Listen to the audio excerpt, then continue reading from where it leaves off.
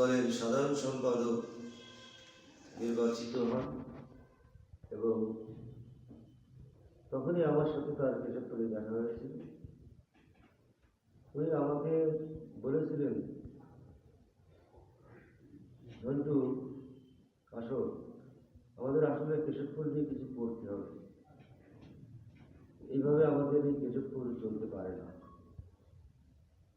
অর্থাৎ উনি কেশবপুরকে একটি আলাদা, কেশবপুরী মানুষের জন্য বাংলাদেশের ইতিহাসে একটি অন্যতম উপজেলা হচ্ছে কেশবপুর, যেটি মাইকেল মধুসূদন দত্ত আমাদেরকে উপহার দিয়ে গেছেন। মনোজ ধীরাজ, এ ধরনের অনেক যারা আমাদের কেশবপুরকে আলোকিত করেছেন। সেই কেশবপুর এত অবহেলিত, এত হানাহানি, এত এই অবস্থা থেকে আমাদেরকে বের হতে হবে।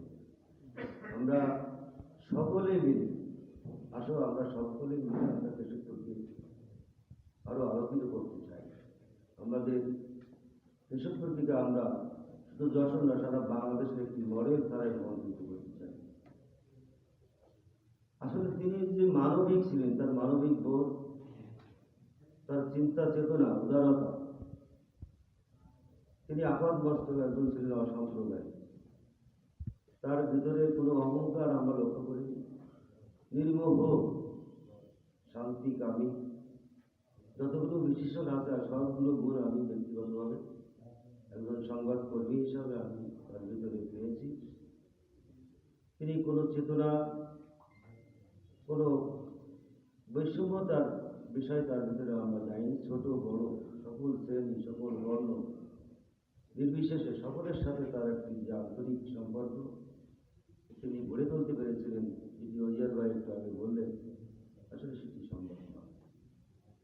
মিঠু ভাইকে চলে গেছেন, আমরা কিন্তু আরো অনেক আইনজীবী আমরা পাবো, আরো বেশি করে অনেক রাজনৈতিক নেতা পাবো, কিন্তু মিঠু ভাইয়ের মতো একজন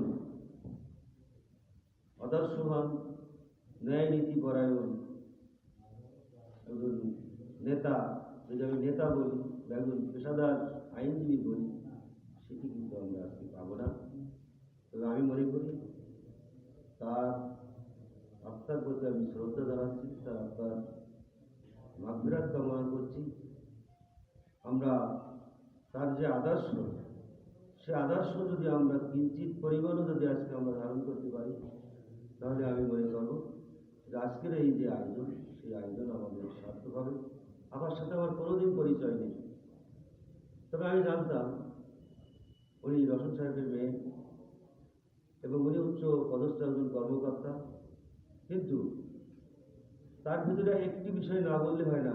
আমরা মিঠু ভাই রাজনীতি করলেও তিনি পেশাদার একজন, তার ভিতরে যে তৈজুল ইসলাম যখন পাওয়ারফুল, তিনি মন্ত্রী, কিন্তু মিন্টু ভাইয়ের কাছ থেকে কিন্তু আমরা এই ধরনের কোনো টের পাই যে উনি তার যে হাত কত বড় লম্বা, যেটি আমাদের অজিয়ার ভাই